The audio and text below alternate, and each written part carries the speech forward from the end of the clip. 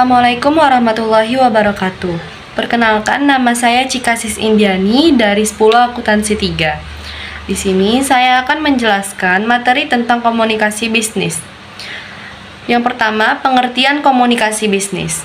Komunikasi bisnis adalah pertukaran gagasan dan informasi yang memiliki tujuan tertentu yang disajikan secara personal atau impersonal melalui simbol-simbol atau sinyal. Dalam komunikasi bisnis terdapat 6 unsur pokok, yaitu A. Memiliki tujuan.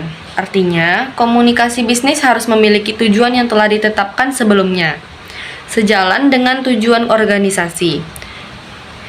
B. Pertukaran. Dalam hal ini, melibatkan paling tidak 2 orang atau lebih, yakni komunikator dan komunikan.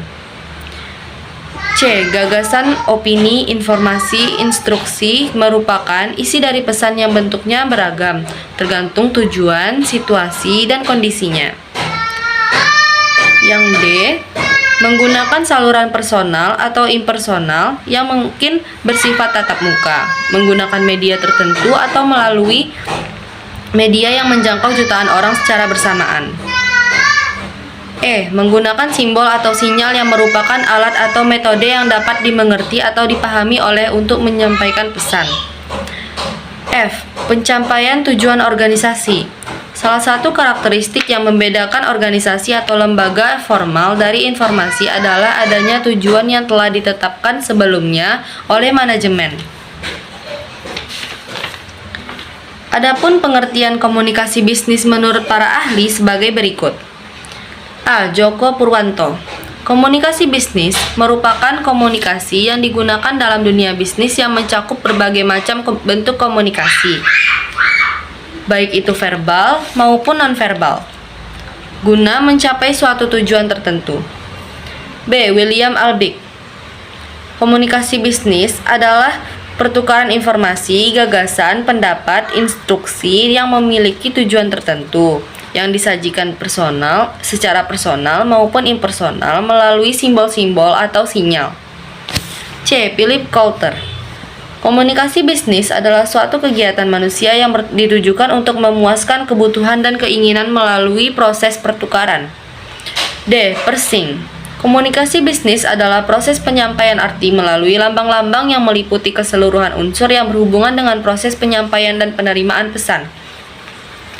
E. Rosenbaum. Komunikasi bisnis adalah suatu tindakan pertukaran informasi, ide-ide atau opini, instruksi, dan sebagainya. Dikemukakan baik secara personal maupun non-personal melalui simbol. F. Hookhurst dan Kapur. Komunikasi bisnis adalah usaha individu yang terorganisir untuk menghasilkan serta menjual barang dan jasa, mendapatkan keuntungan, dan memahami kebutuhan masyarakat. 2. Unsur komunikasi bisnis. A. Komunikator. Komunikator, source, sender, adalah orang yang menyampaikan isi pernyataan kepada komunikan. B. Pesan. Sesuatu yang berupa gagasan, pendapat, informasi, instruksi yang disampaikan komunikator kepada orang lain dari satu orang ke lembaga lain. C. Komunikan. Penerima adalah partner atau rekan dari komunikator dalam bentuk komunikasi. D. Konteks. Komunikasi tidak berlangsung dalam ruang hampa sosial, melainkan dalam konteks atau situasi tertentu. E. Media. Saluran yang digunakan sebagai asas untuk mengirimkan pesan media dapat berupa telepon. F. Efek. Untuk mengukur tingkat keberhasilan kegiatan atau proses komunikasi.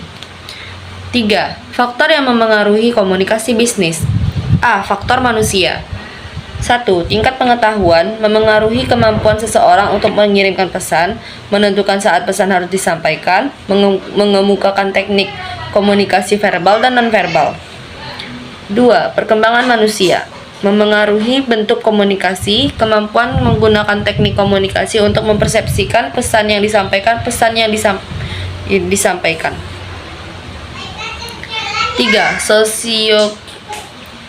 3. Sosiokultural Posisi individu secara sosiokultural memengaruhi perilaku komunikasi antar individu karena status sosiokultural membentuk tata cara komunikasi. 4. Jenis kelamin. Laki-laki dan perempuan menunjukkan cara komunikasi yang berbeda dan memiliki interpretasi yang berbeda terhadap suatu percakapan. 5. Peran dan tanggung jawab memengaruhi komunikasi yang dilakukan individu, baik teknik maupun isi komunikasi. 6. Atensi memengaruhi kemampuan individu untuk berinteraksi. 7. Sikap. Sikap individu dalam komunikasi dapat menghambat proses komunikasi itu sendiri. 8. Persepsi.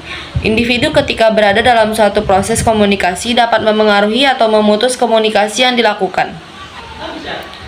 9. Kedekatan hubungan.